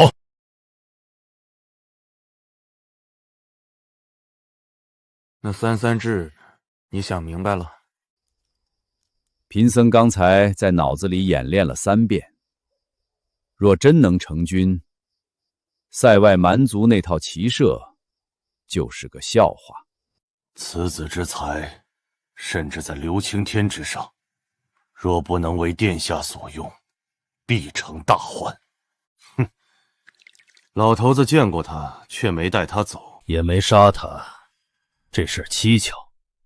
这小子是个属刺猬的，硬拉不行，得让他自己求着去北平。殿下指的是那批琉璃和丝绸？凤阳到北平几千里的路，响马流民，还有那些饿疯了的卫所兵，哪个不是属狼的？他不是吹他的龙门镖局厉害吗？本王倒要看看他那几十号人能不能把这几百万钱的货囫囵个的送进本王的王府。殿下的意思是让燕王位办成响马？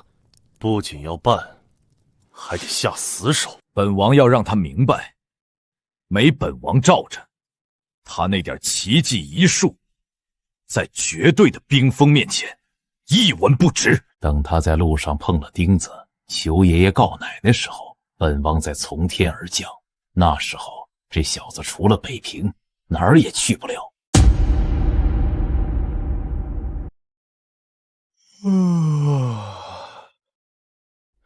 林老弟，昨晚说的事儿，本王可是认真的。北平那边催得紧，这批琉璃和丝绸，咱打算今儿就启程。行啊，四哥，钱货两清，你拉走便是。拉走容易，护住难呐。实不相瞒，咱这一路上过来，听闻不少响马盯上了凤阳的肥肉。咱手下这些家丁，虽然马背上能耍2下，但护着这么多金贵玩意儿。林老弟，你那龙门镖局真能行？在凤阳地界，挂我龙门镖局的旗子，阎王爷见了都得绕道。哼，凤阳是你林大人的天下，出了凤阳呢？过了长江，那可是流民漫天，卫所兵穷得跟鬼一样。你那几十号镖师，拿几根火药筒子，真能镇得住那些饿疯了的狼？依我看，这趟买卖悬。悬个屁！我龙门镖局走南闯北，靠的是硬实力。林老弟，你毕竟是个文官，躲在县衙里指挥还行，真到了荒郊野岭，听见马蹄声，估计腿都软了。这保命的本事，还是得靠咱们这种拿命换钱的粗人。朱老四，你瞧不起谁呢？老子亲自带队，我亲自把货给你送到北平王府大门口。老弟，别冲动，刀剑无眼，万一有个闪失，咱可赔不起一个县令。少废话，3天后准时发车，到时候让你见识见识，什么叫特种镖行。好，那我就先回北平打点，在燕王府备好美酒，等老弟大驾。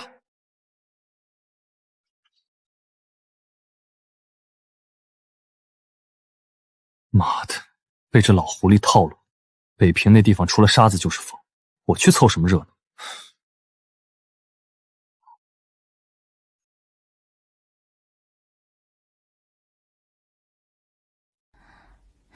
爷，听说您要去北平，听说北平的胭脂水粉最有劲道，爷带上奴家好不好？带上，真拿你们没办法。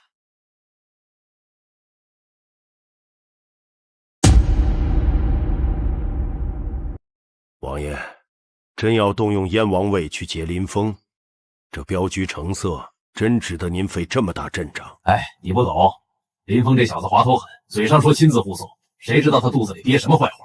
他弄出那些火器，连父皇都没摸透底细。咱这次借着劫道名义，正好探探他龙门镖局家底。王爷三思，林峰手下火绳枪威力不俗，燕王位可是您心头肉，真要是对上虎器，万一折损太重，如何收场？咱这次调来50名燕王卫，全套上最新打制金刚天甲，只要冲阵速度够快，火枪根本来不及开第2轮，到时候把刀架在他脖子上，看看这位林知县腿软不软。王爷既然算无局策，贫僧便放心了，只盼林大人吉人天相，别被燕王卫吓破胆。吓破胆最好，到时候名正言顺把他绑回北平，让他在燕王府专门给咱造火器。爷擦擦汗，这荒郊野岭连个茶铺都没有，真糟。就是，那燕王也忒小气，连个护卫都不留，全靠爷亲自受累。你们懂个屁！这叫实力展示。朱老师想看我笑话，门都没有。前面就是葫芦谷了，地形险恶，都给我打起12分精神。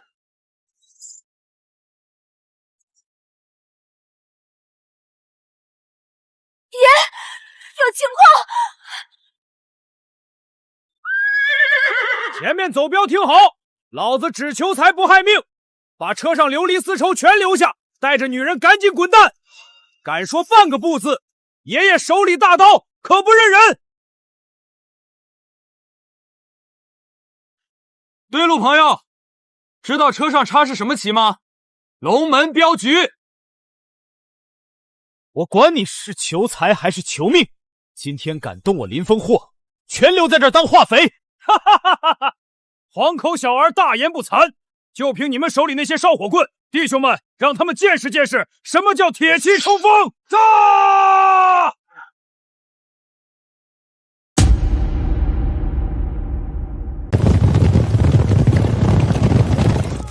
朱老四跟小爷玩这种杀气腾腾的戏码，真当我是吓大的？龙门镖局列阵，3段击，放！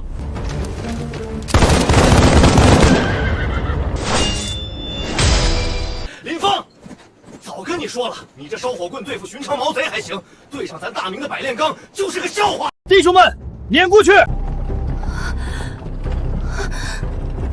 哼，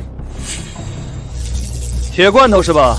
正好试试我新研发的宝贝——换电棍。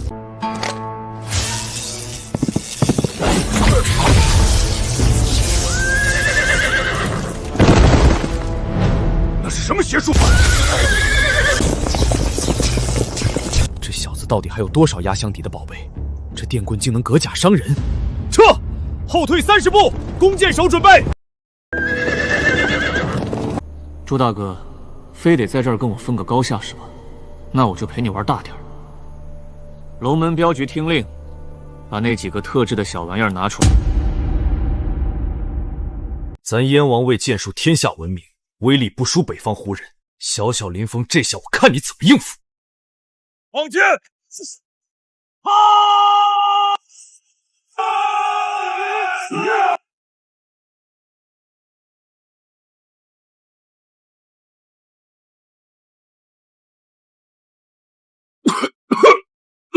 这是什么妖法？哪来这么大烟池？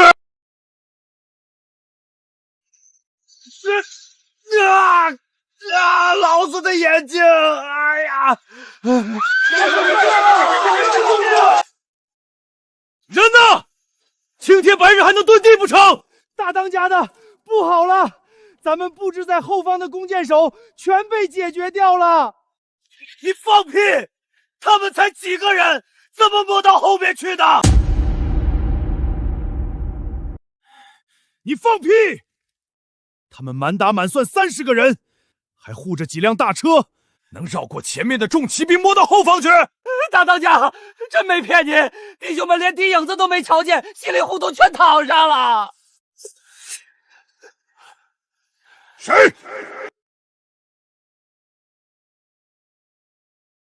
大当家，没伤口，连根针眼都没有，这人就这么晕过去了。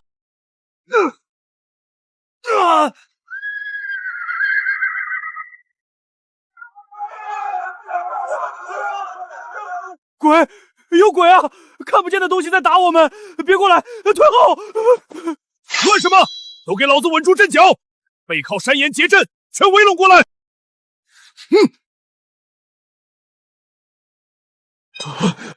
喂，醒醒！隐形剑矢？不对，要是剑矢，不可能连个红印子都没有。这到底是什么邪术？隐形剑矢，朱大哥这脑子真不够用。那种低等暗器我可看不上，我这玩意儿比暗器好使多了。怎么样，服不服？现在让兄弟们把刀扔了，蹲下抱头，我心情好，说不定让你们少吃点苦头。要老子投降，下辈子吧！这点装神弄鬼的伎俩，真当老子破不了？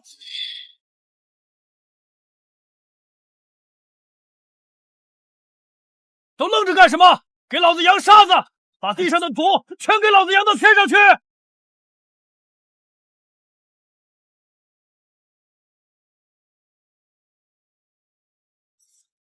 在那儿，抓到你们的尾巴了，给老子砍碎他们！哎，给脸不要脸！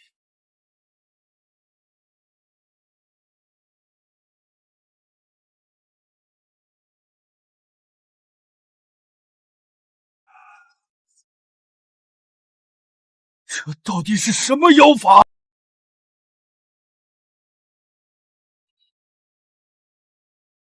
朱大哥，剩你一个了，真不投降，我可要下黑手了啊！放马过来！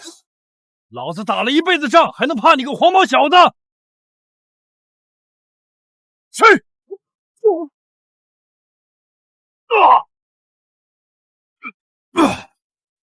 有种现身单挑！暗箭伤人算什么好汉？单挑，行，成全你。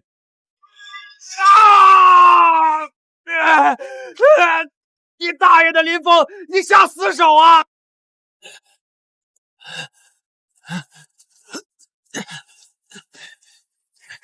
哎呦，真不好意思，朱大哥，你这还没认输呢，要不我再补一下？别，老子服了，赶紧停手，再打老子绝后了！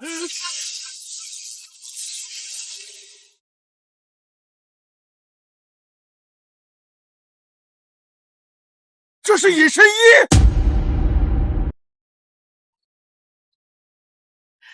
刚才没控制好力道，朱大哥多担待，要不要紧？我这带有金疮药。滚蛋！你这药管得了下面吗？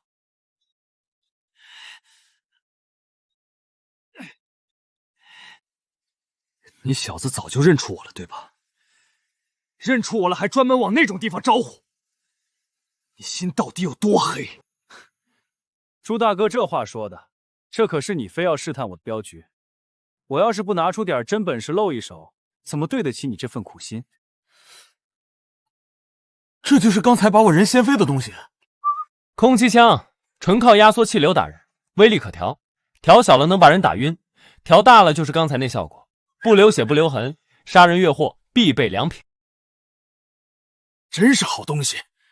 要是给我的精锐少特全配上这玩意儿，再加上你那件隐身布衣，面对瓦剌铁骑，老子能在万军丛中摸进敌营，直接取了他们主将的项上人头。林峰，跟我去北平，条件你随便开。别介，凤阳大把的银子等着我赚，去北平吃风沙我可不干。你小子怎么油盐不进？